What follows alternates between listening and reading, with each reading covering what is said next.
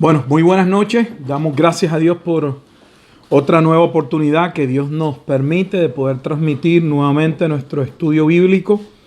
Este que les habla es el pastor Gilberto Miguel Rufat, uno de los ancianos de la Iglesia Bíblica Jesucristo es el Señor, en la ciudad de Halton, Texas. Estamos en Apocalipsis capítulo 17 y vamos a tener hoy nuestro segundo estudio. En ese capítulo sería la parte número 2. Si posteriormente usted busca, hay una parte 1. Aprovechamos la oportunidad para saludar a aquellos hermanos de la iglesia que nos puedan estar viendo, hermanos en Cristo, pastores, amigos, familiares, en fin, un saludo. Vamos a orar para dar entonces inicio. Hacemos un breve repaso de lo que estuvimos compartiendo en el estudio pasado y continuamos nuestro estudio en el capítulo 17. No sin antes orar. Padre, te damos gracias una vez más por tu amor y tu misericordia para con nosotros en Cristo. Agradecidos por este espacio, esta oportunidad que tú nos permites de poder transmitir tu bendita palabra. Asístenos, amado Espíritu Santo, tú que inspiraste a estos hombres a hablar tu consejo. Tú que has preservado tu palabra, oh Dios, también ten a bien abrir los ojos de nuestro entendimiento para que podamos, oh Dios, trazar tu palabra como conviene, que tu pueblo pueda ser edificado y que aquellos, Padre Santo, que todavía no han venido al arrepentimiento y a la fe verdadera en Cristo puedan proceder a hacerlo. Te damos toda la gloria y toda la honra desde principio a fin. Y una vez más, Señor, oramos en Cristo Jesús, Señor nuestro. Amén. Y amén. Entramos en uno de los capítulos, a mi juicio, fascinante y uno de los capítulos tal vez más importantes del libro de Apocalipsis. Un capítulo que, como mencionamos la vez pasada, es un capítulo que ha habido mucha especulación con relación a quién es la gran ramera de Apocalipsis. El estudio pasado mencionamos unos libros de la Escritura, algunos de los profetas, que deben ser considerados antes de poder entrar profundamente en el análisis del capítulo 17. Y hablamos de Daniel, capítulo 7, el libro de Daniel, pero Daniel, capítulo 7. La razón es porque veremos posiblemente hoy, de Daniel 7 se desprende la figura de la cuarta bestia, y realmente esa bestia, como esperamos poder mostrar, es la bestia escarlata de Apocalipsis capítulo 17, es la misma. Dijimos también que era importantísimo estudiar Jeremías capítulo 51. Realmente se debe estudiar a la luz del capítulo 50, y la razón es que capítulos 50 y 51 de Jeremías son dos capítulos que Jeremías aborda el tema de la destrucción que vendría sobre Babilonia. Jeremías tiene tan solo 52 capítulos y esos últimos capítulos, 50 y 51, tienen que ver con la destrucción de Babilonia, en la cual participaría el imperio que surgiría, que serían los medos y los persas. También vimos la vez pasada que dos capítulos del libro de Ezequiel, que eran muy importantes, y nos referimos al capítulo 16 y al capítulo 23 del libro de Ezequiel, donde allí podemos ver claramente cómo Israel y Judá habían sido ya llamados en el Antiguo Testamento como una prostituta o en una relación de fornicación ante Dios. Habiendo dicho eso, entonces vamos a tratar de avanzar un poco más y profundizar en algunos aspectos de ya los capítulos que habíamos tocado. Especialmente me gustaría poder ahondar un poco o profundizar un poco con relación a Jeremías capítulo 51. Y la razón es que si usted ha tenido a bien leer con calma Apocalipsis capítulo 17 y 18, que también deben ser estudiados en el marco de todo el libro de Apocalipsis, pero en especial porque en el capítulo 17 se habla ya con detalles acerca del juicio de la gran ciudad Babilonia.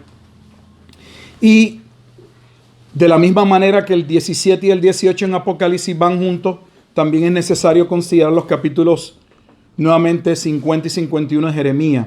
Pero si usted ha leído el capítulo 17 y el 18 de Apocalipsis, observará, si ve los pasajes de referencia en su Biblia, no tiene que ser una Biblia de estudio, que en múltiples de estos pasajes se hace alusión a Jeremías capítulo 51. De hecho, hoy vamos a comenzar con el versículo 3 de Apocalipsis 17. Y si usted mira en su Biblia, tiene una referencia a Jeremías capítulo 51, versículo 7.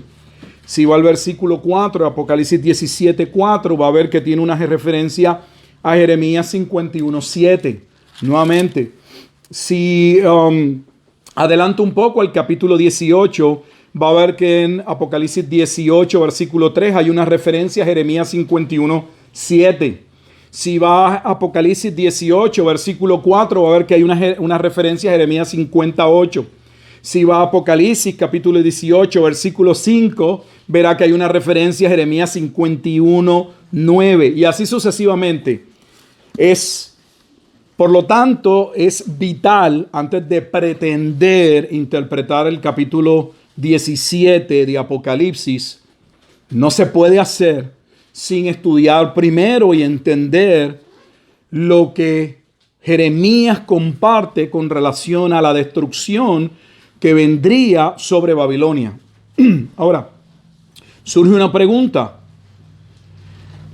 ¿Cuál es la conexión que existe entre esa alusión o ese pasaje de referencia a Jeremías 50 y 51, esa conexión que hace Juan con la gran ramera?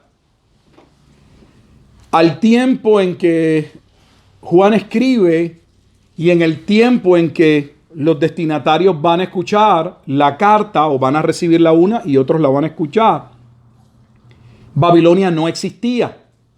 No existe Babilonia, porque Babilonia había sido destruida fue destruida tal y como Dios lo profetizó. Los medos y los persas fueron instrumento de Dios en manos de Dios para castigar a Babilonia, específicamente por cómo ellos se jactaron o se mofaron, se enorgullecieron de la destrucción y del saqueo que hicieron en el templo, pues los babilonios fueron el imperio que en sus días Dios también utilizó como instrumento, debo decir, para castigar a el pueblo de Judá. Así que ese pueblo posteriormente sería también juzgado Babilonia, y vimos unos pasajes de referencia donde se hacía alusión a que Dios levantaría a los medos para destruir a Babilonia. Pero nuevamente la pregunta es, si estamos en Apocalipsis capítulo 17 y 18, llegaremos ahí, pero menciono los dos porque hay que verlos juntos. ¿Cuál es la conexión? ¿Cuál es la relación? Debemos preguntarnos, ¿por qué el Espíritu de Dios conecta lo referente a una profecía con relación a Babilonia? ¿Y qué tiene que ver esa conexión? ¿Qué tiene que ver Babilonia como pueblo con la gran ciudad? Porque es la gran ciudad la que está siendo juzgada y la que va a ser juzgada. De hecho, se nos van a dar los detalles. Así inicia el capítulo 17, diciéndonos: te mostraré la sentencia contra la gran ramera. Y esa gran ramera es una mujer. Y esa mujer, en el versículo 18, se dice que es la gran ciudad. Así termina el capítulo 17. Para ello tenemos que retomar nuevamente algo de Jeremías, y le invito a abrir su Biblia en el libro del profeta Jeremías, y tenemos que ubicarnos en Jeremías en capítulo 50 y 51.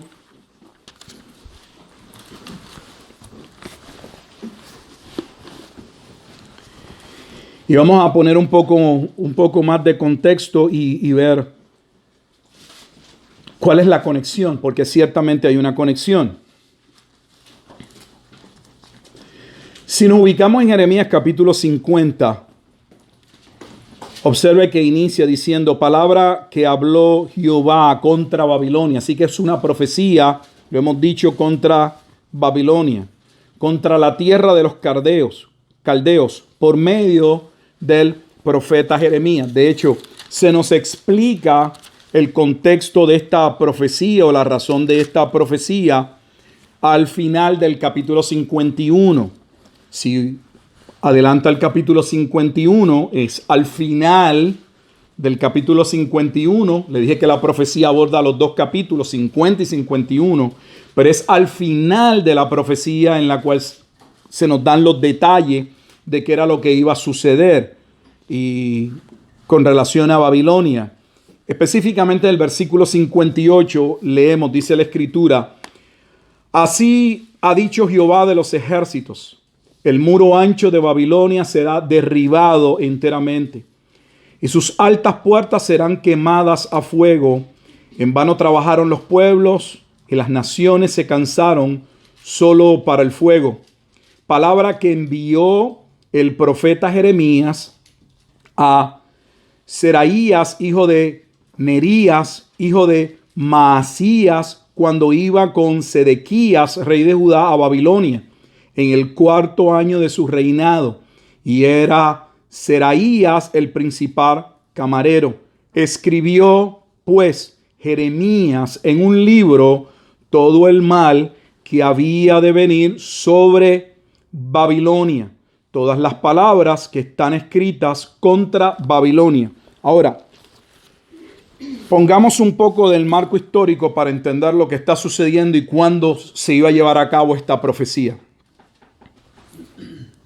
En el año 606 antes de Cristo, las fuerzas del imperio babilónico van a rodear la ciudad de Jerusalén.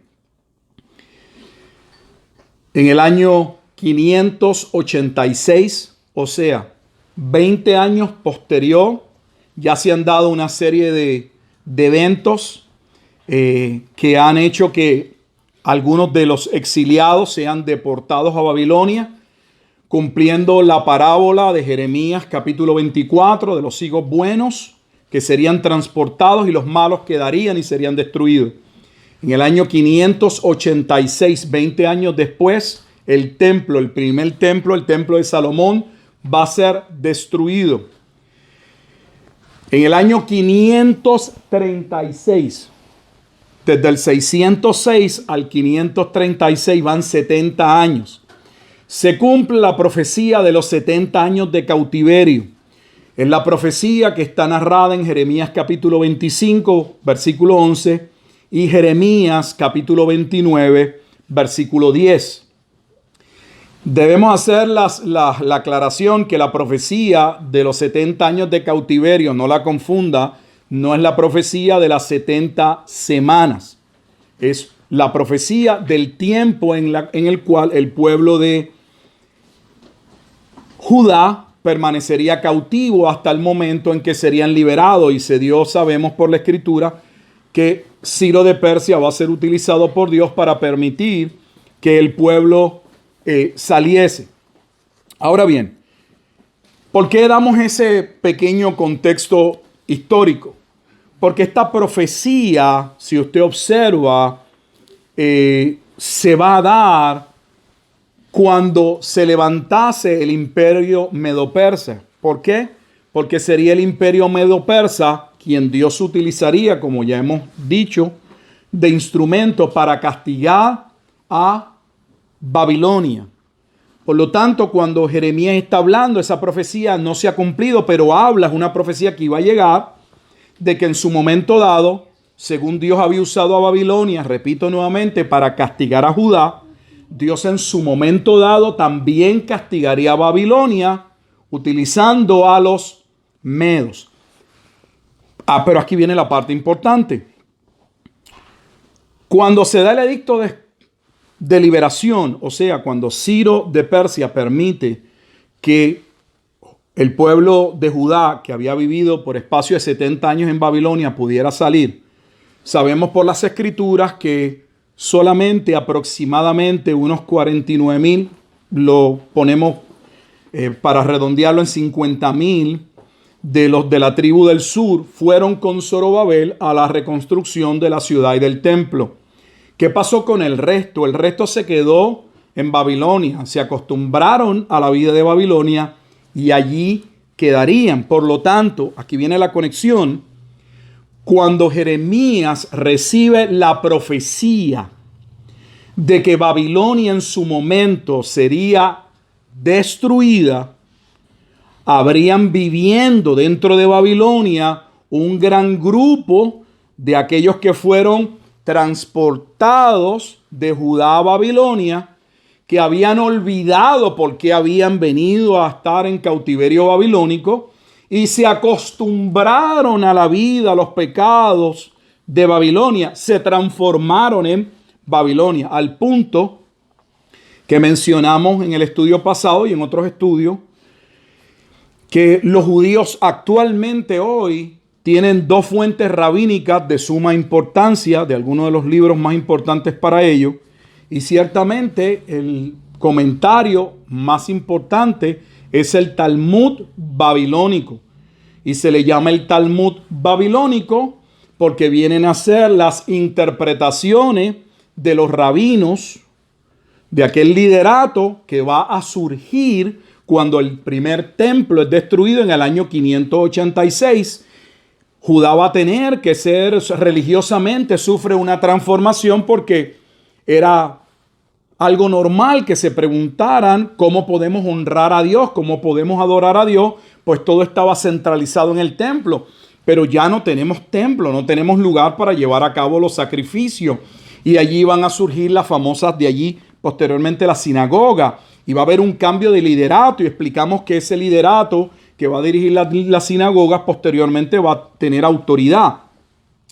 Y de este tiempo se desprenden muchas cosas que poco se hablan, pero son importantes.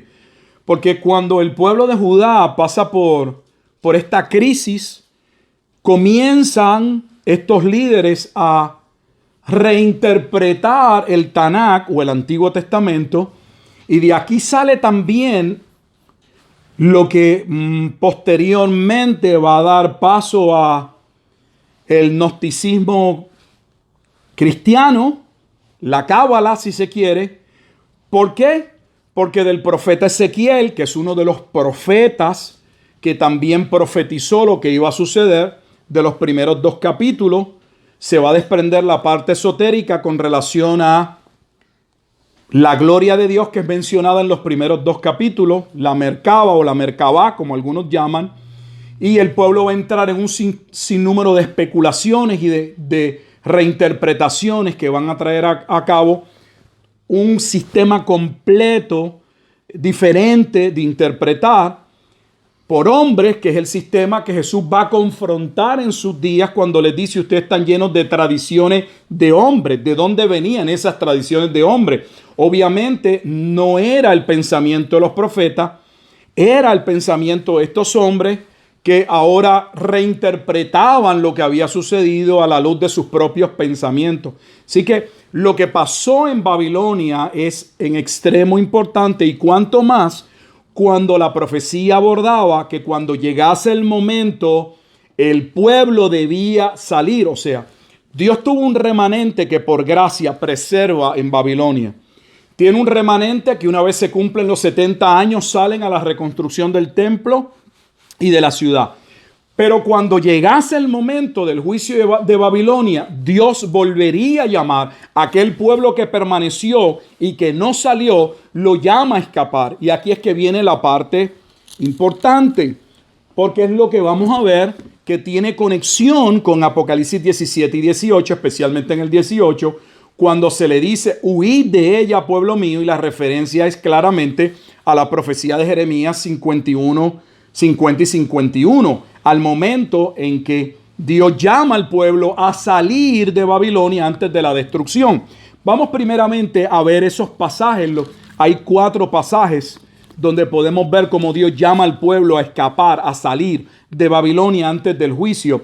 En Jeremías capítulo 50, el primer versículo, y de hecho es el versículo que toma como base o referencia Apocalipsis capítulo 18, versículo 4. Cuando uno lee Apocalipsis 18, 4, sé que estoy adelantando algo, pero el pasaje de referencia que usa Juan en Apocalipsis 18, 4 es Jeremías capítulo 51, 50, versículo 8. Dice: huid de medio de Babilonia y salid de la tierra de los caldeos y sed como los machos cabríos que van delante del rebaño. Observe, huid de medio de Babilonia. Y tenemos aquí en el versículo 20, Jeremías 50, en el capítulo 50, voy a adelantar al versículo 28, Jeremías 50, 28, vuelve y les dice, voz de los que huyen y escapan de la tierra de Babilonia. Así que Dios los llama a escapar de la tierra de Babilonia, porque posteriormente, como dijimos, vendría una devastación. Los medos y los persas devastarían en su momento dado completamente Babilonia, así como empezó en un momento dado una guerra entre Babilonia y los judíos que llevó a la destrucción del templo 20 años después. Si uno mira en el capítulo 51 del profeta Jeremías, vamos a ver que nuevamente se le llama a salir. Y en el capítulo 51, vamos al versículo 6, huid de medio de Babilonia. Jeremías 51, 6, huid de medio de Babilonia y librad cada uno su vida, para que no perezcáis a causa de su maldad, porque el tiempo es de venganza de Jehová, le dará su pago. De hecho, si alguien se pregunta por qué, por ejemplo, si conocen el autor, David Chilton, le puso a su libro sobre Apocalipsis, los días de venganza, es porque la conexión con la destrucción de la gran ciudad o de Jerusalén y su conexión con Jeremías era el capítulo donde se hablaba de la venganza de Jehová contra Babilonia, que es aplicada posteriormente, y veremos la conexión en Apocalipsis 17 y 18. En el capítulo 51, seguimos, vamos a ver la cuarta referencia, salir, versículo 45. Jeremías 51, 45. Estamos viendo que Dios va a llamar a su pueblo a salir porque la ciudad va a ser destruida. ¿Y cuál es el contexto del libro de Apocalipsis? La venida del Hijo del Hombre, el juicio de la venida del Hijo del Hombre. La venida del Hijo del Hombre es el juicio contra Jerusalén. Y exactamente Jesús le había dicho a sus discípulos que cuando viesen la abominación de desolación era tiempo de ¿qué? De escapar de la ciudad, de huir de la ciudad, porque habría destrucción.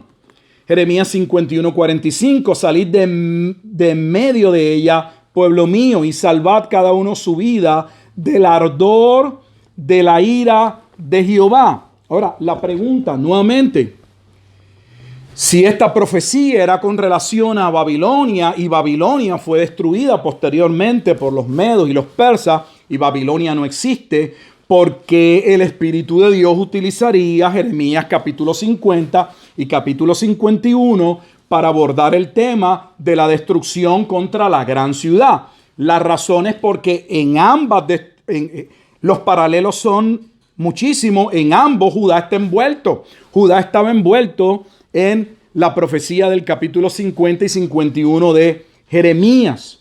Y de la misma manera, la gran ciudad, los que son llamados a salir de la gran ciudad de Jerusalén. O sea, hay dos ciudades que van a ser destruidas.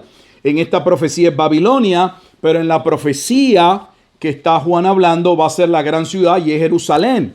Y Jesús ya le había dicho a sus discípulos que cuando viesen, como Lucas lo narra, Lucas dice, recoge las palabras de Jesús, cuando veáis a Jerusalén rodeada de ejército, sabed, es el tiempo de salir. Así que lo llaman a escaparse. Pero hay algo todavía más importante. ¿Y qué es lo importante? Está en el capítulo 50. Hago esa conexión para que veamos que es una profecía contra Babilonia, pero Jerusalén, Judá, está envuelto. ¿Por qué está envuelto? Porque ese pueblo había venido, un remanente había venido a ser parte de Babilonia y se le está anunciando que Babilonia va a ser destruida y que deben salir de Babilonia.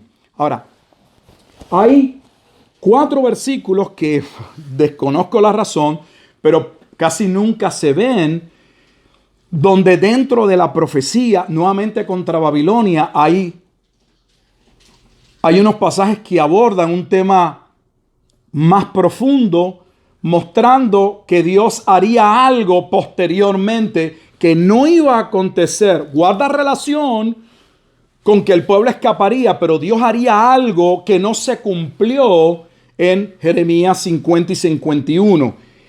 Vamos a verlo para que puedan ver lo que estoy hablando. En el capítulo 50 vamos a los versículos 4 y 5 y voy a hacer la conexión. Mire lo que dice. Voy a leer del 3 para que vean que se anuncia que hay una nación del norte que viene, que va a destruir a Babilonia, son los medos. Dice, empiezo en el 3. Porque subió contra ella una nación del norte, la cual pondrá su tierra en asolamiento, y no habrá ni hombre ni animal que en ella more. Huyeron y se fueron. Y ahora dice el versículo 4, en aquellos días y en aquel tiempo, dice Jehová, vendrán los hijos de Israel, ellos y los hijos de Judá, juntamente, e irán andando y llorando, y buscarán a Jehová su Dios. Ahora viene la parte más importante, está en el 5.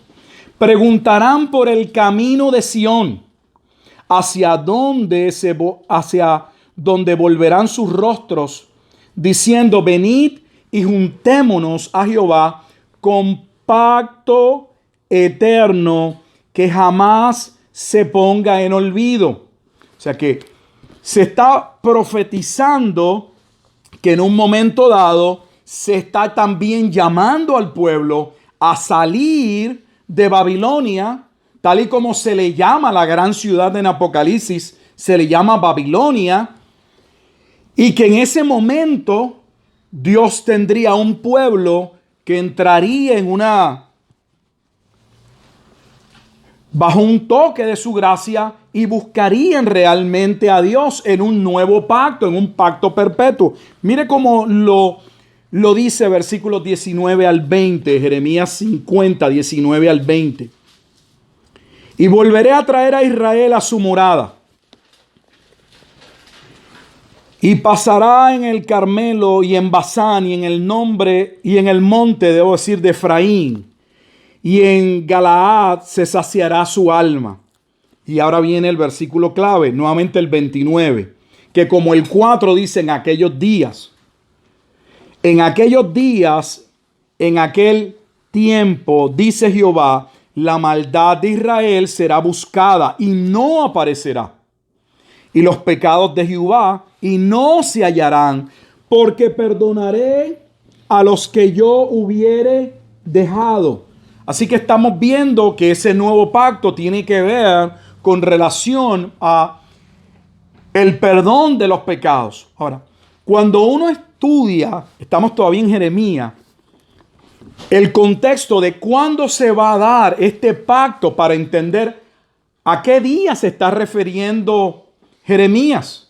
Eran los días en que se cumplirían los 70 años. Ciro de Persia le permitiría ir al pueblo. ¿Sería ese pueblo el que recibiría el nuevo pacto? Sabemos que no. ¿Y por qué sabemos que no? Bueno, para eso usted tiene que haber leído Jeremías. Pero Jeremías en el capítulo 29 y en el capítulo 31 tienen dos pasajes que nos ayudan a entenderlo. Por lo tanto, vamos a esos dos pasajes de referencia. Ahora vamos a Jeremías 29.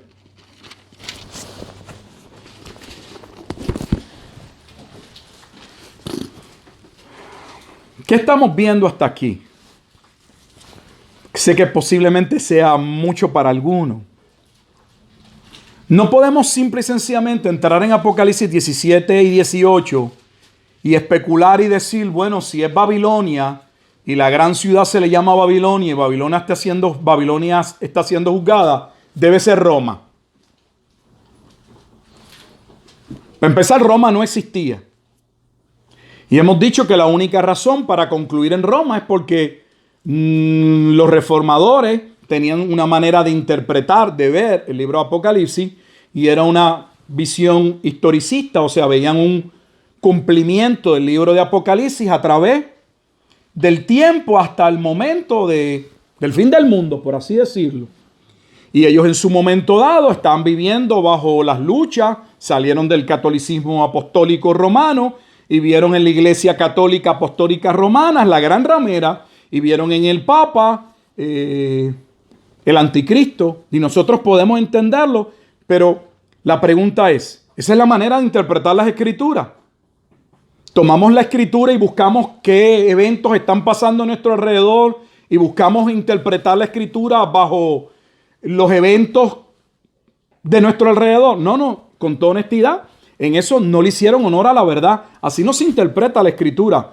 La escritura, a modo de interpretarla, si está haciendo referencias o alusiones al Antiguo Testamento, hay que ir al Antiguo Testamento y ver primero qué significa ese capítulo, qué significa ese versículo y preguntarnos qué relación hay, como estamos haciendo, porque el Espíritu mismo de Dios, porque no es Juan quien lo hace, porque trae el capítulo 50 y 51 de Jeremías y estamos explicando las razones del por qué.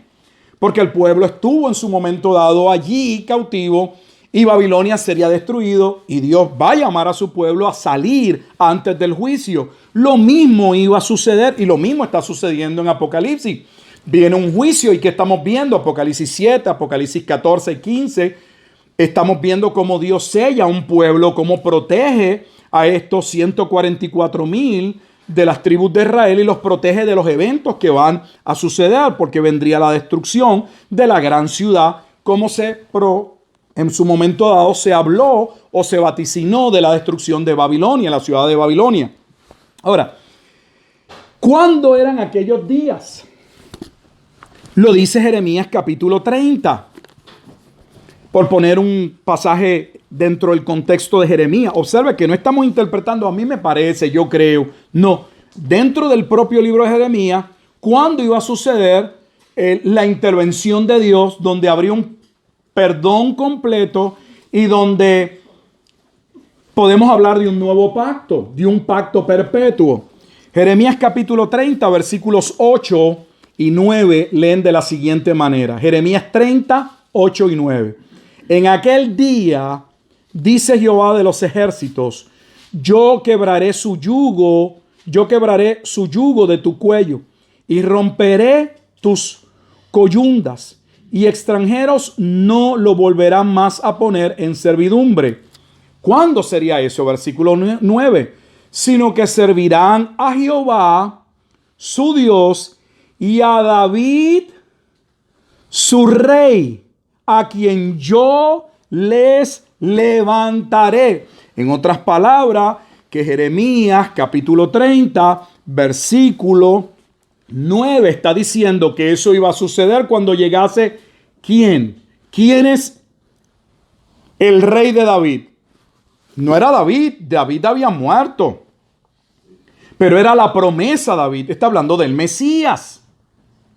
O sea que eso iba a suceder cuando llegase el Mesías. Y si usted continuara leyendo en el capítulo 31, versículo 1, dice, en aquel tiempo, dice Jehová, yo seré por Dios a todas las familias de Israel, y ellas me serán a mí por pueblo. Así ha dicho Jehová, el pueblo que escapó de la espada halló gracia en el desierto cuando Israel iba en búsqueda de reposo. Jehová se manifestó a mí hace ya mucho tiempo diciendo, con amor eterno te he amado, por tanto te prolongué mi misericordia. Jeremías capítulo 31. ¿Cuándo sería ese momento? ¿Y qué sucedería cuando viniese el cumplimiento de la promesa a David? Jeremías capítulo 31, 31 al 34. He aquí que vienen días, dice Jehová, en los cuales haré nuevo pacto con la casa de Israel y con la casa de Judá. No como el pacto que hice con sus padres el día que tomé su mano para sacarlos de la tierra de Egipto. Porque ellos invalidaron mi pacto, aunque fui yo un marido para ellos, dice Jehová. Observe la relación del pacto marital, cómo se usa la analogía del pueblo casado con Dios, que es vital para entender por qué se habla de la gran ramera, porque es una prostituta, porque hay un juicio contra ella por adulterio, porque la gran ciudad, siendo Jerusalén, conforme a Apocalipsis 11:8, estaba en una relación de pacto y violó el pacto y moriría, como hablamos, por causa de la violación del pacto, por ser ramera y por el derramamiento de sangre, como se especifica en Apocalipsis. Pero versículo 33. Pero este es el pacto que haré con la casa de Israel después de aquellos días. Vuelve a hablar de aquellos días. Y aquellos días en Jeremías son los días del Mesías. Mira por qué esto es importante para que me pueda entender. Estamos en Jeremías 50 y 51. Y nos estamos nuevamente preguntando, ¿por qué Dios utilizaría una profecía contra la destrucción de un pueblo pagano que ya no existía al momento en que los destinatarios de Apocalipsis se les va a hablar del juicio de esta gran ciudad? Babilonia no existe. ¿Quién es Babilonia en el contexto? ¿O qué otro pueblo está relacionado con esa profecía? Tendemos inmediatamente a muchos a decir, pues bueno, es Roma. Roma persiguió a los cristianos. Roma es Babilonia. Roma debe ser la prostituta. Pero cuando leemos Jeremías, nuevamente 50 y 51, aunque la profecía es cierto, viene directamente como Babilonia, la profecía también abordaba a Judá, porque los judíos que no saliesen de Babilonia, igual que los babilónicos, serían destruidos por los medos. Por lo tanto, hay un pueblo que es llamado a huir, a escapar del juicio que viene. Y sabemos por el libro de Apocalipsis que esta gran ciudad se había convertido ¿en qué? En Sodoma, en Egipto, en Babilonia. Son nombres con los cuales ella es relacionada para mostrar el grado de podredumbre, de idolatría con el cual esta ciudad estaba siendo acusada. Sí que Jeremías 50 profetiza algo que no ocurriría, es el punto, cuando Ciro de Persia permitiese que el pueblo saliese antes de la destrucción, que era lo que no se cumplió en aquel momento dado. No se cumpliría el momento del pacto perpetuo. Ellos se volverían a Jehová con un pacto perpetuo, y ese pacto perpetuo tiene que ver con que ya no se hallaría pecados. O sea, se podría mirar al pueblo y el pueblo sería sin pecado. Estamos hablando de la justificación. ¿Cuándo sucedería eso? Y entonces llegamos a Jeremías 29, 30 y 31 para demostrar que eso sucedería, según Jeremías, en el tiempo en que se cumpliera la promesa de David, que así empieza el primer libro del Nuevo Testamento. Mateo 1:1, lo primero que hace es establecer, si usted no se ha dado cuenta, de que Cristo es el cumplimiento de la promesa hecha a David, porque él es la simiente que fue profetizada a Abraham, en la cual serían salvas muchas familias de la tierra. Así empieza el Nuevo Testamento. Eso nuevamente no iba a acontecer hasta los días del Mesías, porque sería el Mesías quien establecería el nuevo pacto, y lo establecería por medio de su sangre, por medio de su redención. Sí que esto es en extremo importante cuando regresamos ahora a Apocalipsis, porque ahora podemos ver cuál es la relación con el libro de Jeremías y Apocalipsis 17 y 18. Hay un paralelismo extremo. Tiene dos momentos históricos separados por siglos, donde dos ciudades van a ser destruidas, donde antes de la destrucción se le dice a un remanente que salga, que huya, donde la primera terminó con la destrucción del primer templo, donde la segunda terminaría con la destrucción del segundo templo, y donde ambos, tanto en Jeremías como en Apocalipsis, el pueblo que escaparía porque había sido escogido por gracia, porque fueron los sellados de Dios, el pueblo protegido por la misericordia de Dios. Yo creo que eso es importante, que tal vez no pudimos entrar con mayor profundidad a el capítulo nuevamente de Jeremías 51. si abordamos algo, pero ahora estamos haciendo la conexión. Judá estaba implicado en Jeremías 50 y 51. Ahora, vamos a abordar algo. No nos queda mucho tiempo, pero vamos a adelantar algo. Este capítulo vamos a ir con un poco de más calma para poderlo explicar bien. Y ahora vamos, aunque sea, a leer el versículo 3, aunque nos quedemos en el versículo 3. Dice Apocalipsis 17:3. Y me llevó en el espíritu al desierto y vi a una mujer sentada sobre una bestia escarlata, llena de nombres de blasfemia, que tenía 7 cabezas y 10 cuernos. La parte más sencilla de ver es que la gran ramera ahora es llamada una mujer. Es obvio que la gran ramera era una mujer, pero ahora se le llama mujer. Y ya hemos dicho que esa mujer es identificada en el versículo 18, el último versículo del capítulo 17, como la ciudad que es sentenciada. O sea que la gran ramera es la mujer y la mujer es la gran ciudad. Ahora, esa mujer está sentada.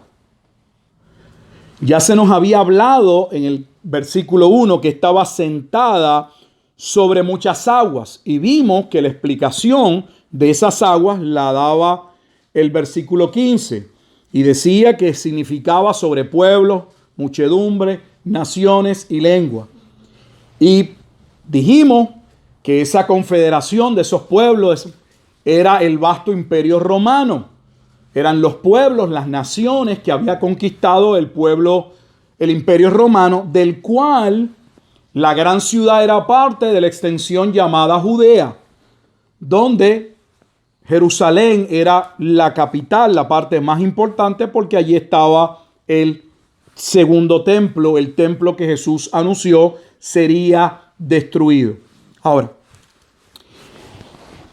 hay varias conexiones que debemos poder hacer.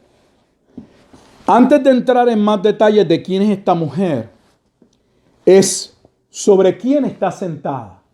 Porque en los capítulos 17 al 18 vamos a ver que Juan nos va a empezar a dar tanto detalles de que nos van a ayudar a identificar la mujer, como detalles que nos ayudan a identificar dónde está sentada. Y ambas cosas son importantes, porque por causa de la relación que existe entre la gran ramera y donde está sentada, es parte o una de las razones del juicio, de la condenación sobre la ciudad, sobre esa relación entre esa gran ramera y donde está sentada. Ahora, vamos a ver dónde está sentada. Se nos dice que está sentada sobre una bestia escarlata llena de nombres de blasfemia que tenía 7 cabezas y 10 cuernos.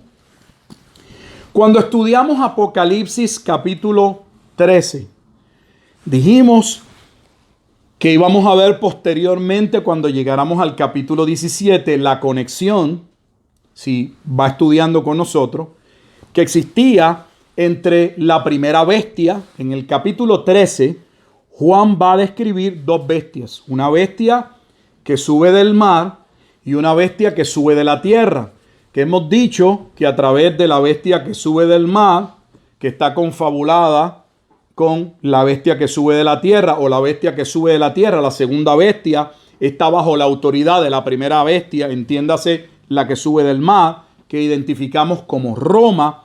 Es importante poder ver que la bestia, la primera bestia de Apocalipsis 13 y la bestia escarlata de Apocalipsis 17 son exactamente la misma bestia. Y hay unas razones de gran importancia para poder primero hacer esa conexión. No son 2 bestias diferentes, son la misma bestia. Apocalipsis 13:1 dice que la bestia que sube del mar tenía 7 cabezas y 10 cuernos. Apocalipsis 17, 3 y 7, tanto el versículo 3 como el versículo 7, hablan que tiene 7 cabezas y 10 cuernos. Tanto en Apocalipsis 13:1 se habla de que tiene un nombre blasfemo, y tanto aquí vemos también la descripción en el versículo 3 de Apocalipsis 17, que también está llena de nombres de blasfemia. Estamos hablando exactamente de lo mismo. En Apocalipsis capítulo 13, versículo 7, dice que aquella bestia hará guerra contra los santos y los vencerá. ¿Y qué tenemos en Apocalipsis 17 y 16? Exactamente lo mismo, que aquellos que no fueron sellados también se asombrarían con la bestia que era, que había sido, no es y luego sería. Porque en su momento dado, el capítulo 17 de Apocalipsis muestra que esa bestia escarlata se iba a lanzar contra esa gran ciudad, o sea, la iba a atacar posteriormente. Así que estamos hablando de la misma bestia. Una vez uno hace las conexiones y se puede uno percatar nuevamente que la bestia escarlata sobre la cual está sentada la gran ramera es la misma bestia que Juan ve subir del agua en Apocalipsis 13. Una vez uno hace esa conexión y ve que no son bestias diferentes, es la misma bestia. Ahora hay algo importante. ¿Qué es lo importante? Que el capítulo 13 nos ayuda a entender qué significa el que esté sentada. ¿Por qué?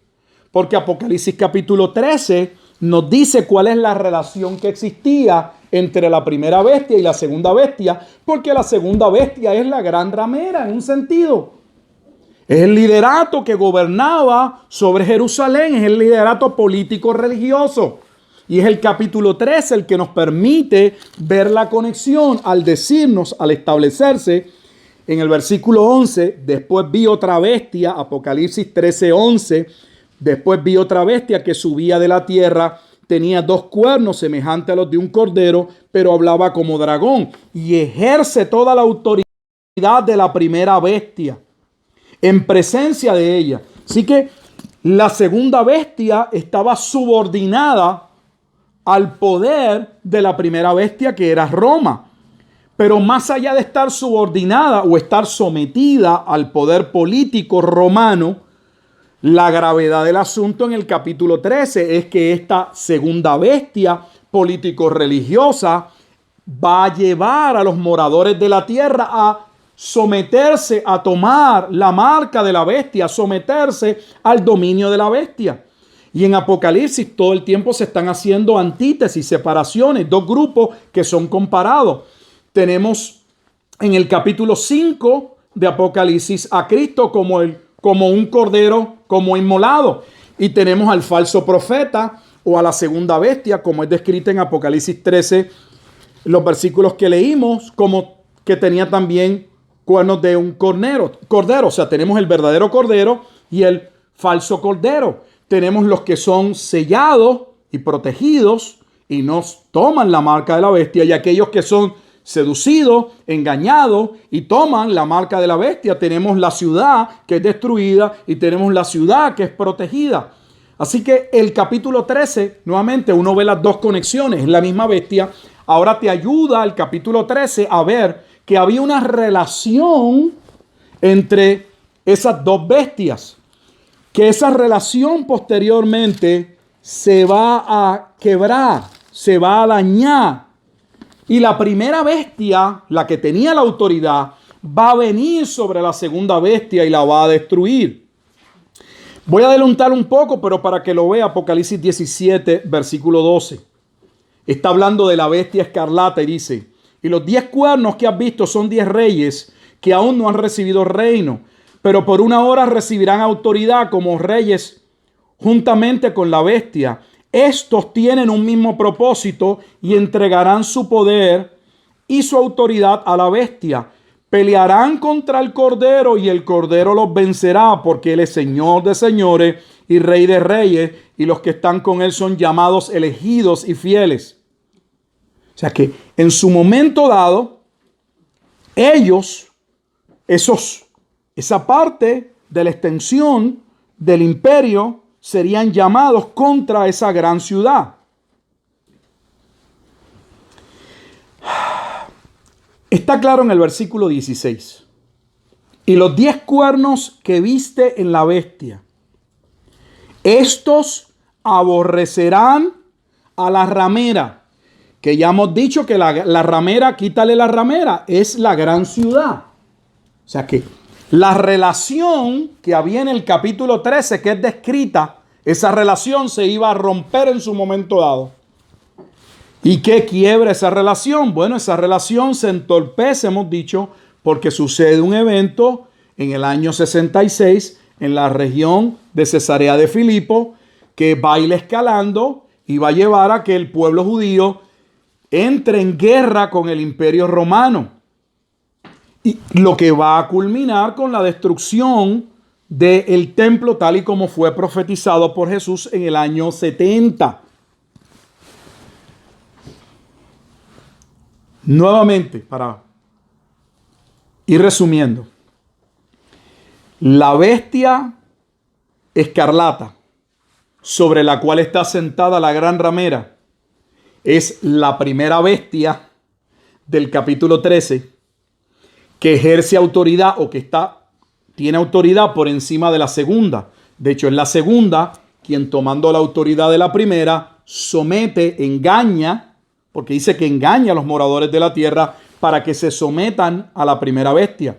Y esa es una de las razones por las que viene el juicio sobre la gran ciudad. Por eso es importante ver la conexión, porque la explicación se va dando a través del libro y la explicación está en el capítulo 13. Y es lo que estamos viendo. En vez de inventarnos y empezar a especular en qué razón está sentada, qué significa que cabalga, pues yo creo que un caballo, cuando uno va corriendo un caballo, en vez de estar entrando en especulaciones, uno permite que la escritura sea la que nos dé el entendimiento. Esa relación en videos pasados dijimos que empezó muy posterior a la llegada de los romanos. Tiene que ver con lo que sucede en el periodo intertestamentario, específicamente luego de que el pueblo se levanta en la rebelión de los macabeos, como la casa de los asmoneos comienzan a levantarse en un sentido, a volver a tratar de reconquistar y de ser aquello que nunca llegaron a ser en el tiempo de David. Y como en un momento dado muere un rey, queda a su esposa como reina, ella no va a reinar, pone a sus dos hijos, pone a uno en una función, uno como rey, uno como sumo sacerdote. Estos dos hijos van a terminar peleándose y cada uno va a buscar en su pelea, van a terminar haciendo lo que el pueblo solía hacer todo el tiempo, buscar a otro pueblo, a otra nación que los viniese a auxiliar. Y así es como Roma va a llegar.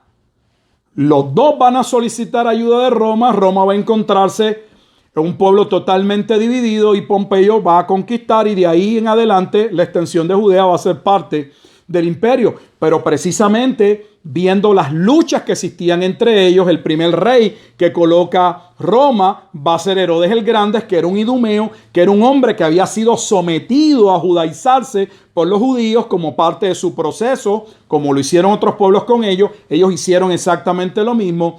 Y ahora Herodes va a decirle a Roma, tenemos que cuidar bien de que estos familiares o estas personas que tienen ascendencia a David no se les permita, porque van a seguir gobernando, van a querer sublevarse, van a querer levantarse. Y eso va a hacer que Roma ponga el rol del sacerdote, que a ese tiempo hemos dicho que ya no era solo un sacerdote, era como un rey, era rey y sacerdote como si estuviesen unificados, iba a estar bajo el control absoluto de Roma. En otras palabras, esto es importante porque nos ayuda a comprender en qué sentido la segunda bestia estaba subyugada o bajo la autoridad de la primera bestia, porque Judea se centralizaba sobre el templo y el cargo más importante era el cargo de los sacerdotes y sobre todo el del sumo sacerdote. ¿Y quién nombraba al sumo sacerdote? Era autoridad romana. Necesitamos entender el contexto de todo lo que está sucediendo para poder entender y ver las conexiones. Y entender por qué hay una relación entre ellos. Y por qué Dios está molesto con esa relación. Porque en vez de buscar a Dios, buscaron a Roma. Y estaban en esos problemas. Claro, había unas profecías que decían que no iba a ocurrir la liberación hasta que llegase al Mesías. Pero vemos algo parecido en el tiempo de los jueces, o sea, algo cíclico. Como el pueblo vuelve a su pecado y es amonestado y se le dice que van a ser destruidos. y vuelven a caer en lo mismo, y es como una rueda y vuelve a empezar la misma situación. Así que el ver esa comparación para finalizar por hoy nos ayuda ahora ver que la bestia escarlata del capítulo 17 y la bestia que sube de la tierra, la relación que existe entre ellas es importante para entender el sometimiento y por qué esa ciudad va a ser destruida.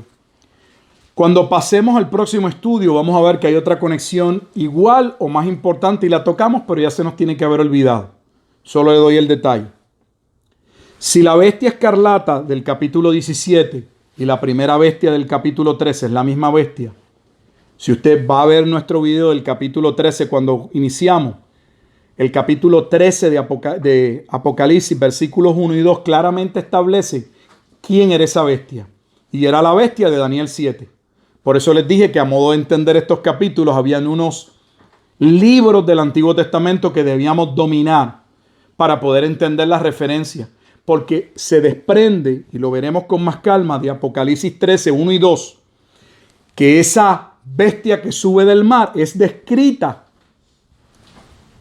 de la misma manera en que Daniel describe las primeras 3 bestias que él ve subir del mar.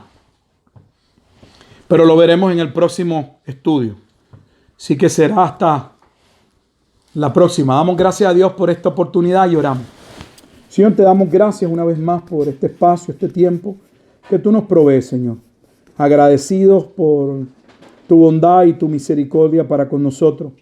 Edifica a tu pueblo, trae luz, Padre Santo, sobre un tema que no debería ser un tema oscuro, pero la realidad es que lo que lo hace oscuro es nuestra vaga comprensión, nuestra poca comprensión o ninguna del Antiguo Testamento y su relación con el Nuevo Testamento. Hemos sido llevados a creer que lo único que necesitamos es el Nuevo Testamento y que el Antiguo Testamento no es importante y erramos. Pues entonces nos quedamos sin una base objetiva de poder ver en las historias y poder ver el trasfondo y por qué los discípulos, los apóstoles dijeron lo que dijeron posteriormente. Ayúdanos, Señor, a hacer un ejercicio hermenéutico correcto donde interpretemos tu palabra como ya hemos dicho, porque lo creemos, porque ella misma lo afirma, no de manera subjetiva, sino de manera objetiva. Pues eso está claramente establecido en 2 de Pedro, capítulo 1, versículo 20.